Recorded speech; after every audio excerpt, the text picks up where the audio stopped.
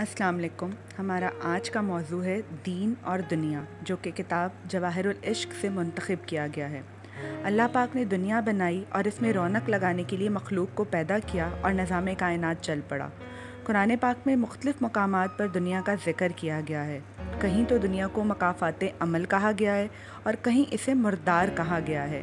کہیں اسے کھیل تماشا کہا گیا ہے اور کہیں کہا گیا ہے کہ اسے بنانے کا کوئی مقصد ہے.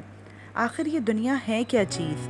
لوگ نماز، روزے اور مختلف عبادات کے سوا کیے جانے والے سب کاموں کو دنیا داری ہی قرار دیتے ہیں.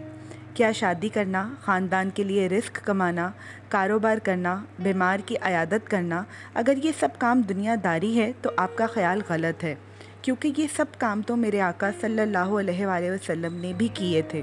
شادی نبی پاک صلی اللہ علیہ وآلہ وسلم کی سنت ہے. مختلف جگہوں پر 9 یا 11 شادیوں کی روایت ملتی ہے. روزی کے متعلق ارشاد ہے کہ ہاتھ سے روزی کمانے والا اللہ کا دوست ہے. بیمار کی مزاج پرسی اور جنازے میں شرکت کرنا بھی سنت سے ثابت ہے.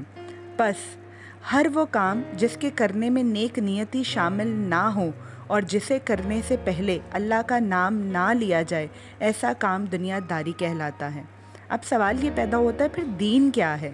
کیا اللہ اللہ یا محمد محمد کہتے رہنے کا نام دین ہے؟ کیا ہر وقت نماز اور قرآن کی تلاوت کرتے رہنے کا نام دین ہے؟ ہرگز نہیں.